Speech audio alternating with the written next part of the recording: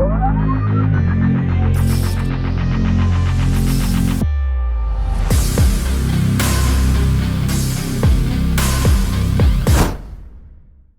going on, everybody? Dark Hour 717 here, and today we are actually going to be doing a tech video. And one thing that most people know that catching the streams is I work in IS and IT for my 9-to-5 job. Of course, that also with it brings a caveat that a lot of people come to you and ask you for your opinion on things, what to get, what to buy, what to build, and sometimes they even ask you if you can help build them a system, which in this case is what a friend of mine at work has done. He's not the most computer savvy. He doesn't work in the IS business, but he wants to get back into gaming. He has been out of it for a little while and is interested in getting into not so much of an entry-level PC, but something in the medium realm that's going to help him get back into most modern games. Not so much wanting to look at Star Citizen, which is what, obviously we focus a lot on this channel, but something that will actually stand up and play a variety of different games. So that's what we're going to do today. We're going to help a buddy out from work and build him a system. Actually, we had a fairly modest budget, and we'll actually put all the prices for all the components that we got. And I use things such as Honey and the Capital One Price Shopper to help get some of the best prices, stay within budget. And we went with a good selection of parts and pieces that are actually going to get him to where he wants to be. So this video is going to be all about building him a system. So hope you guys enjoy. Hit me up in the comments if you have any questions. And don't forget, if you want to help support the channel, check out the merch store where we got all items such as the Corporal Crash mouse pads, mouse mats, as well as the Amarok's Fangs gear if you're into Star Citizen.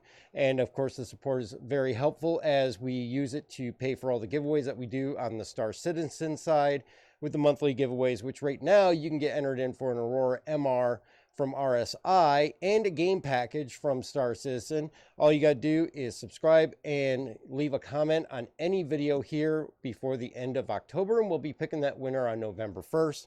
And as always, don't forget you can catch the streams over on Twitch every Tuesday, Thursday, and Sunday, 7 p.m. Eastern time. But that's all the plugs I'm going to do for now. But let's get into this and let's see what we can build them and get it set up. What we're actually going to start with is we do have an Asus B760 Asus A Gaming Wi-Fi motherboard. I've actually used this one before on a Z590 platform. I had a lot of great luck with it.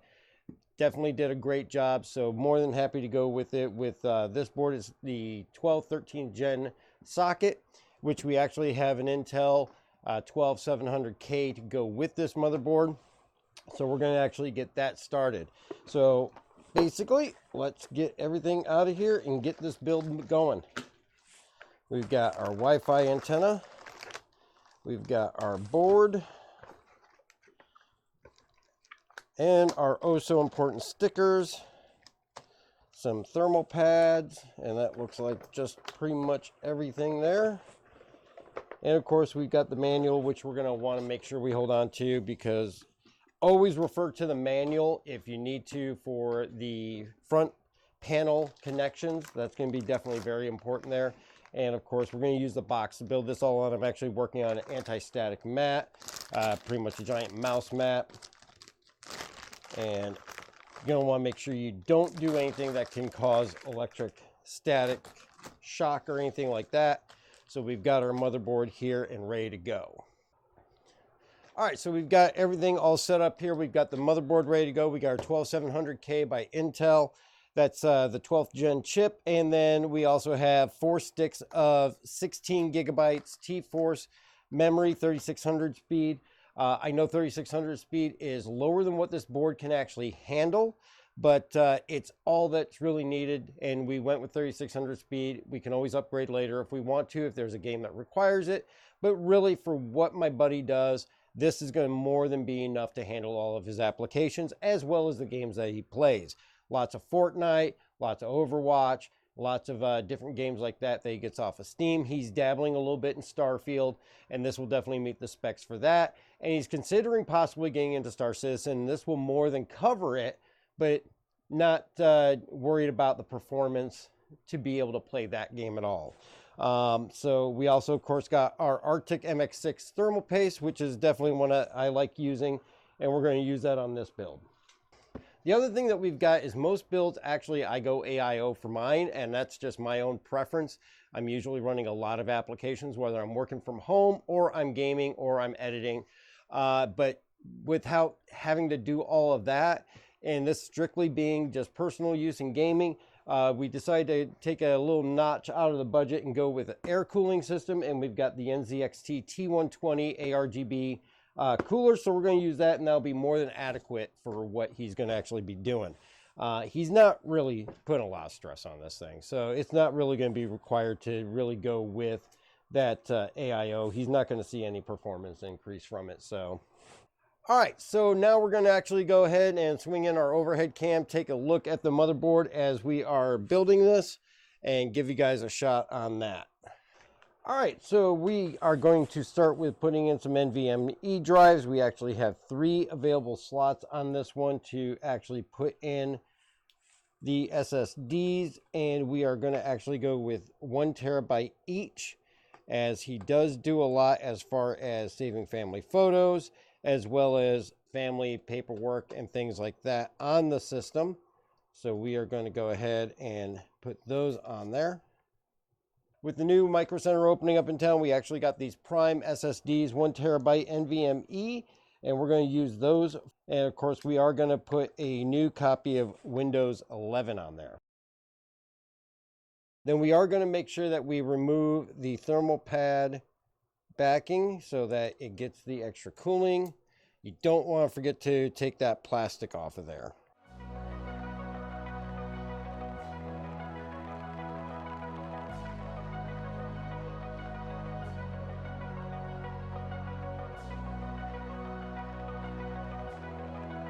And we are going to get our chip in here. So we are going to open this up. Now again, we went with a 12700K. I know it's last gen, but going with the 13700K, really for the price and the budget that we're working with, this was the better option. He's not really going to see much loss of anything going with the 12700K. There is obviously the ability to upgrade later on if you want to. This is definitely going to be a PC that should hopefully give 4 to 5 years easily of use before he really has to worry much about anything. All right, so when putting this in, you're going to see here on the chip that you actually want to be careful handling these when you put it in the socket. On the chip itself, you are also going to have a small arrow, and that's going to be here in the bottom left corner, and you want to line that up with the arrow that you see on the board. I'm going to set that down gently, give it a little bit of a wiggle test. It is in there. Going to close up the lid. And you're just going to secure that down, and then you'll take that cover off. Make sure you save this cover.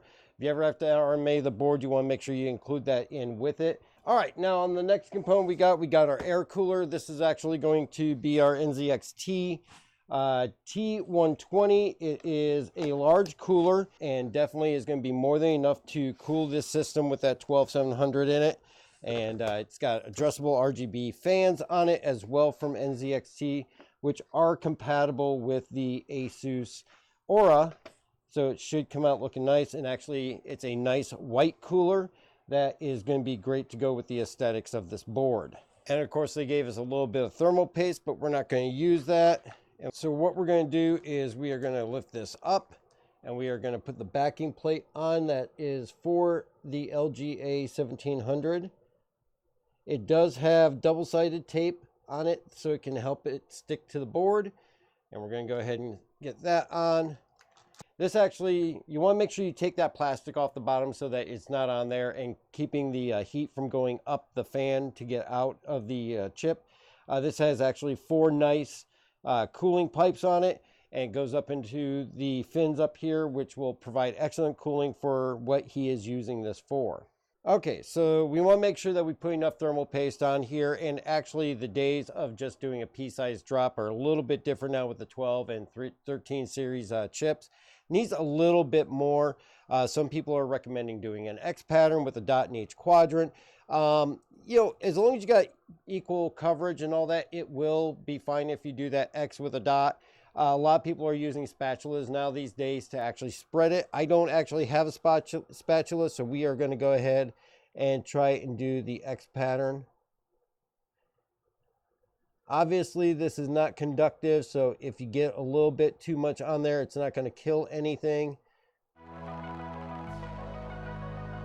And that should be plenty on there for that. And then we'll go ahead and put our air cooler on and then go from there. All right, and as you're tightening this down, you want to make sure you kind of do it like you're doing a tire and tighten down each corner a little bit at a time until all of them are snugged. You do not want to over tighten it.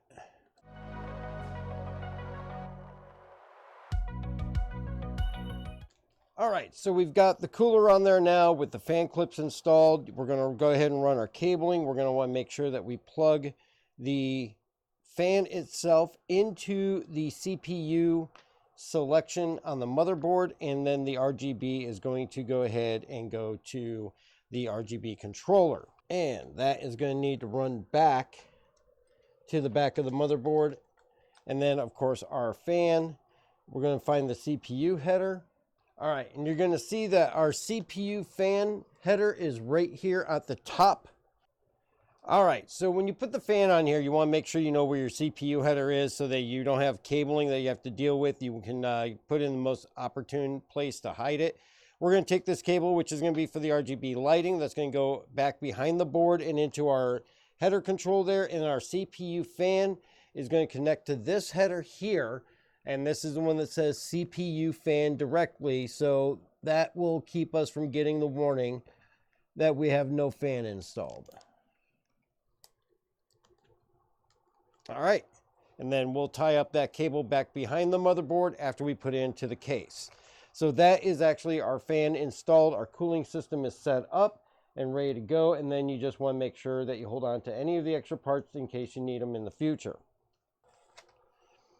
Okay, now that that is done, we're going to go ahead and get our RAM in. And again, we got the T-Force 3600 speed, 16 gig sticks. We got 4 of those.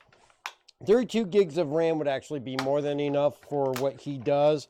But being that I have this thing about not leaving empty slots, and I would much rather have 64 gigs of RAM than 32 gigs, especially for the future use of the computer.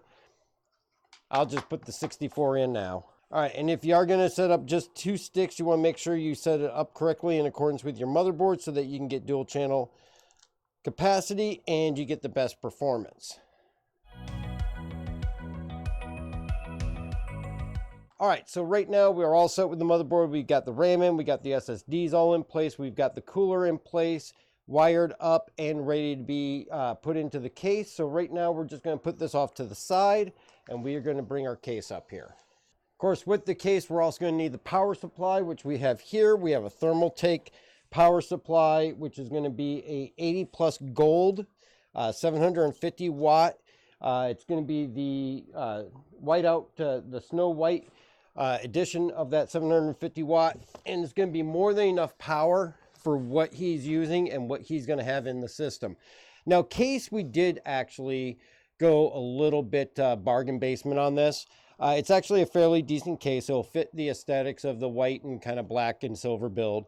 But it's got a full mesh front on it, so air cooling on this is actually going to be pretty decent. We actually picked this up off of Amazon for about 65 bucks. It's got a little bit of RGB on the front of it. But let's take a look at this. And this is a Sabre mesh case. And it's by Phoenix. All right. All right. So here we go. We actually have our case now. And again, this is by Phoenix. It's a Sabre mesh. Full mesh front, mesh top with a removable magnet filter up there. Can also accommodate a AIO on the top or on the front. And it's got the basement for the power supply, which I like. Now, this actually did come with 4 pre-installed fans, but we are actually not going to keep those fans ourselves. I actually picked up some other fans that I like a little bit better to make the case look a little better. Don't drop the screws. Not only does it have the detachable filter on the bottom for the power supply, it also has pre-installed cages that are available there for your 3.5 or your 2.5 inch drives. And you also have the built-in fan controller as well as the RGB controller, which is Aura ready and ready to go. So you don't have to put any extra controllers in here. Now, the one thing I will say is not the most ideal about this is the fact that there's not a whole great deal of pre-installed tie-down points. We do have connection points to put Velcro, but of course we're going to have to put our own Velcro in there. But overall, a decent case, and one that I think will actually work out well for what we're trying to do with it. Okay, so we did find that they actually included some wire ties in with this for the cable management, though not my favorite thing to use. We could use some of those and some of those anchor points if we decide to. What we actually have now that we have those fans out there is we have our Asia horse fans, which have a higher blade count, and overall we'll be able to go right into the fan controller and the RGB controller that's in there and take the place of those ones that we took out.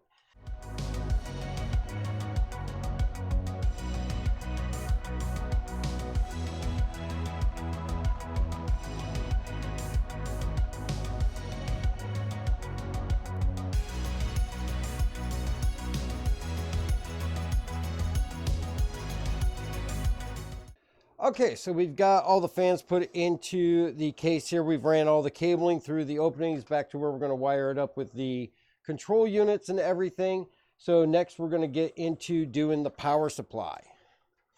Now what we actually have for the power supply is the Thermaltake Snow 750 watt 80 plus gold fully modular power supply here. This is actually going to allow us to only put in the cables that we need, save us a little bit of hassle on the cable management, and be able to match the white aesthetic that we have with this build.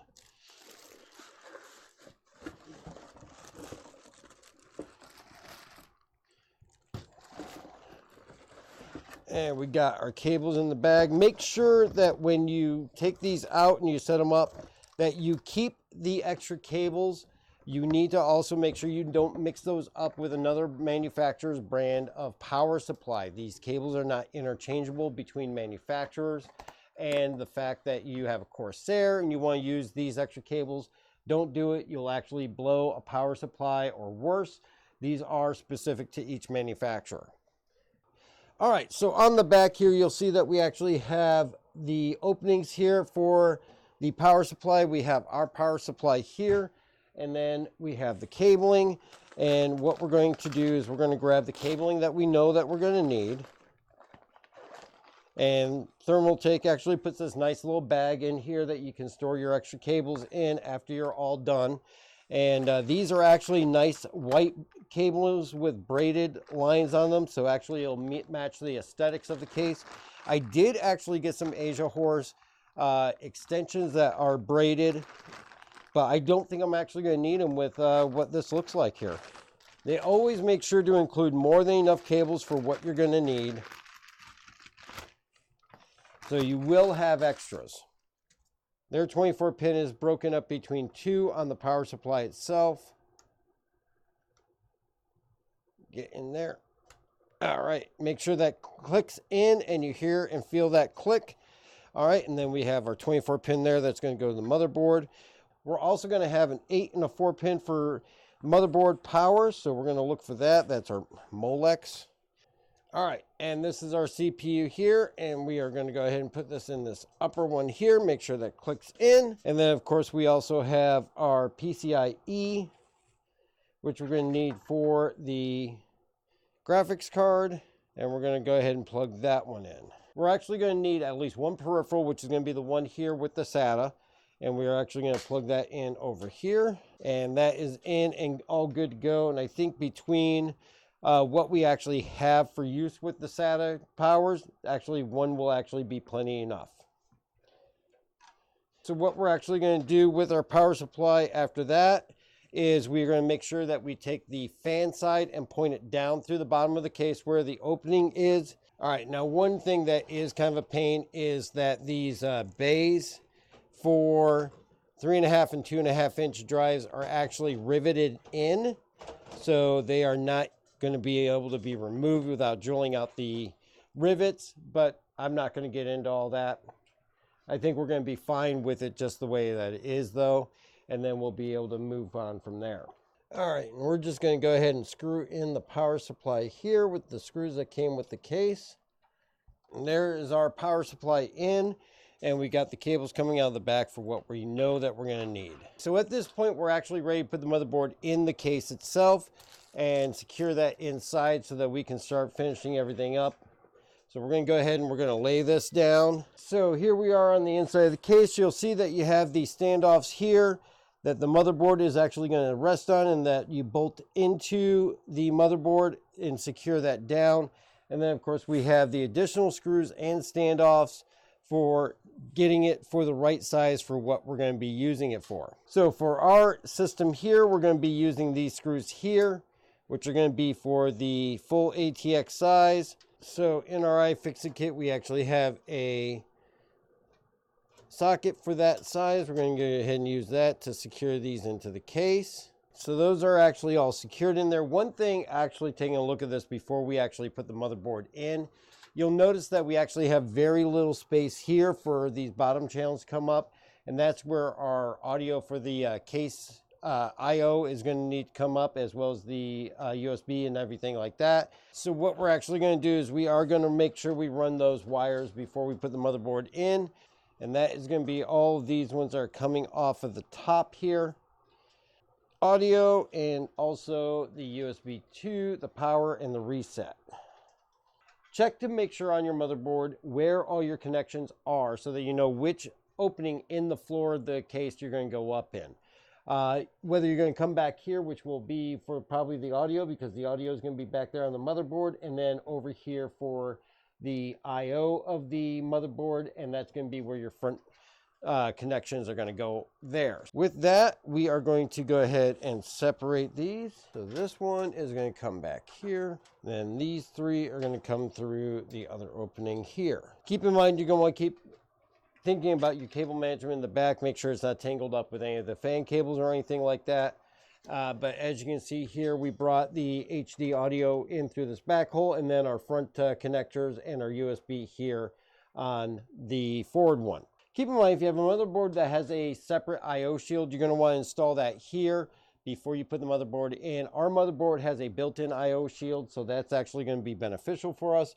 So we're just going to go ahead and pick this up, and we're going to make sure we're careful of the cooler wires there, and we're going to go ahead and bring this in.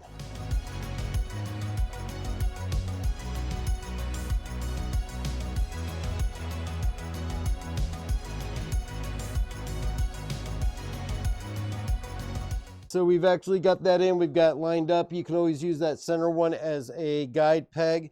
And then what we're going to do with this is we're going to go ahead and we are going to secure down the motherboard. Very, very happy that that cooler just clears the limit with where the glass is. So we're going to go ahead and get this screwed in here. And again, you just want it snug. You don't want to over tighten it. You don't want to damage that PCB and possibly do some damage to the board if you can help it. The other thing you want to make sure is you're going into these standoffs straight, because stripping a standoff is definitely a pain in the backside.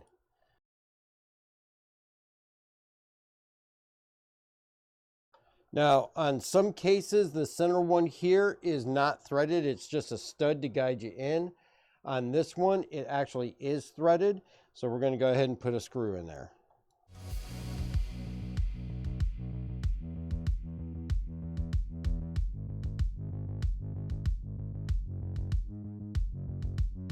So that is the motherboard secured in place.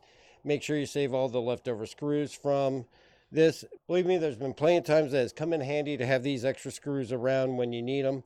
You never know what's going to happen in the future when you need to come back and grab something. We've got all of our audio and our USB that we're going to hook up here in just a moment. What we're also going to do is we are going to run the 24 volt and all that through.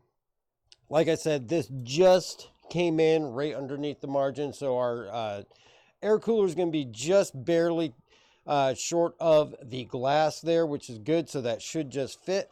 And then we're going to go ahead and also route some more of these other cables. We have our front IO for the USB 3 here, which we're going to actually come through and bring that in. Okay, so we have our USB 3 through there. The other thing we want to make sure that we do is take a look at this. We have our 24 volt. The 24 volt I am not going to run over to the motherboard. One thing that my friend wanted to do was definitely have a little bit of bling and unicorn puke, because we all know unicorn puke gives you a few extra frames when you have it in there. So we actually got one of these ARGB 24 pin extension cables, and we're going to use that for our 24 pin on the motherboard, and then use that to come back here to our 24 pin off our power supply. And then of course it also has the ARGB connection that will actually plug into our controller, and it has a daisy chain capability, so we can plug other RGB items into it if need be. All right, the other thing that we're going to do is we're going to run up our motherboard power up here to the correct area, and we're going to try and use what channels that we can to get there. And then ours is going to be an 8 and 4, so we're going to split this connection here into the 4 so that that can actually plug into our motherboard. We're just going to go ahead and put that all the way up through there so that we can pull that through, and then once it's actually plugged in, we'll pull the slack out and we'll secure it up. The other thing we have, of course, is our cabling for our GPU, which we're actually going to take here. Come on. Untangle all that. We're going to run that through the same opening that we ran our front headers through. So we have our GPU fed through. We've got that. We've got all of our front headers fed through. And of course, we've got the ARGB cable for our air cooler we got to run back through. And we also have the slack from the fan connection that's going to the motherboard we've got to run back through. So we can cable tie those up on this side, and those will be nicely neat and managed. All right, so here in the motherboard, you can see that we've got all our cables ran. This is actually going to be for our GPU, so we're going to push that to the side for right now. What we have here is, this is our USB 3, and we're going to want to plug that into the USB 3 connection so that we have that all hooked up. And that is in place. We're going to feed that extra cable back through once we get to that point. All right, there we go. Now we got the right ones in the right place. This is actually the HD audio, which is going to go on that header there. So you're just going to match it up. And again, you're going to want to make sure that you RTFM to check that manual to make sure you're putting the right connections on the right spot. For the most part, they won't go on anything that they don't belong on, but you could definitely do some damage if you're trying to put it onto something that it doesn't belong to. This is our USB 2 here, and that's going to go right there, and that is secure. And then you have your front panel connections, and here we actually have the reset and the HD LED. These are our front panel connectors here. Move that GPU cable out of the way. All right, so our front panel connectors on this motherboard go here. And again, you're going to want to make sure that you check with your manual as to which connections go on which plugs. This actually looks like it's got the diagram on the motherboard, so we're going to take a quick snapshot of that.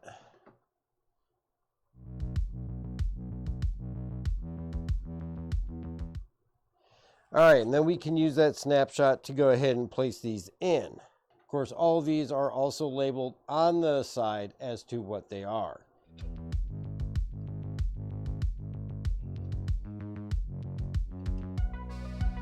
Those are all connected now. We're going to go ahead and pull the slack of those out through the back. That way those are all nicely neat and ran. All right, our 24-pin ARGB extension, we are actually going to plug in from the front.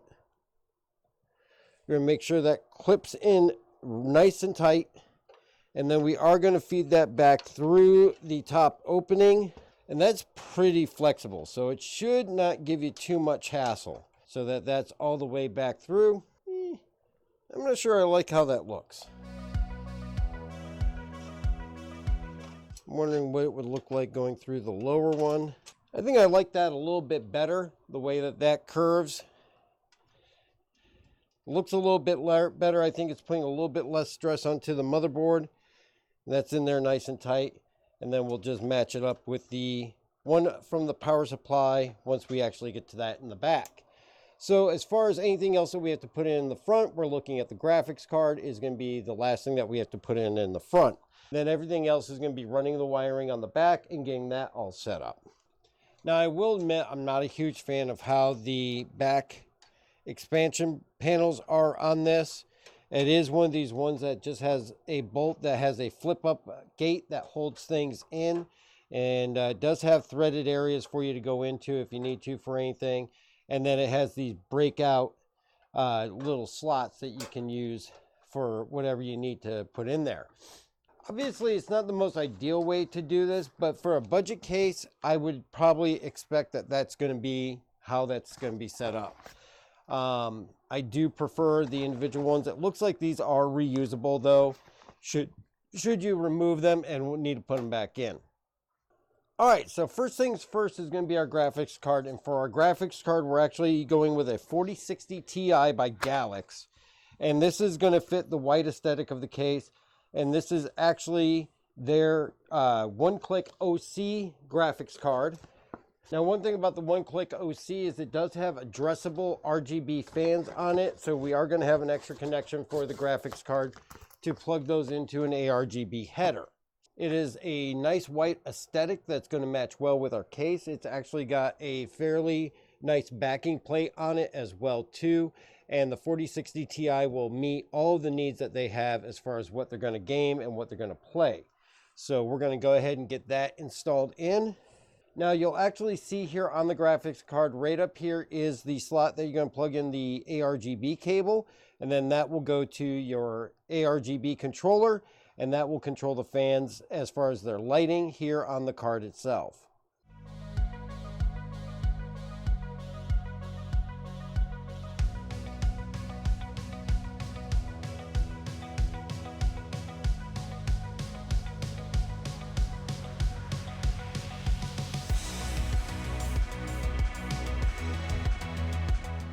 And one other thing I was going to actually be adding was going to be additional USB support with using the additional card here.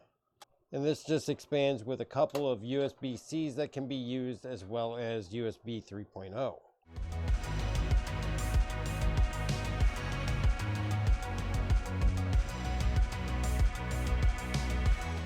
And that'll allow for accommodation of some extra peripherals that will be used for gaming. All right, so on this one, I am going to use one of the white extension cables just so we have a clean aesthetic and we don't have a pigtail hanging off of the graphics card. So we're going to use the extension that allows us to have just the 8-pin connector for this graphics card.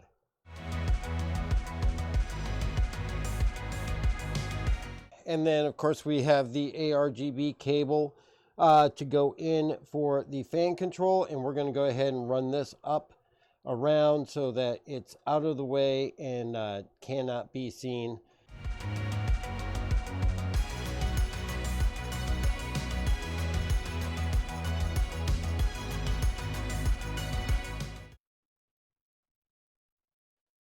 And so that's about it. It is built and done. We're going to leave the peel on the glass so my buddy can take that off once he gets it. But we're going to install Windows 11 on this, make sure it posts, and then get it all set up for him. And then we'll be able to take that over and hand that over to him. All right, so now that we've got everything hooked up, we're going to give this a try. And hopefully we're going to see that this is going to post for us. So it'll be very interesting to see what we get. So that is awesome. It looks like we've got all of our RAM is showing up in there. Our 3 SSIDs, our 3 NVMEs are going, and it looks like we've got everything is up and running as it should be. All right, so the only thing that's actually not running on there is the RGB strip that I put in there, but I know exactly why, because I forgot to plug it back in after I shifted the cables around. So that's actually a very easy fix and will be quite easy to take care of. But for the most part, we've got it up and running now. We just got to get Windows 11 on it.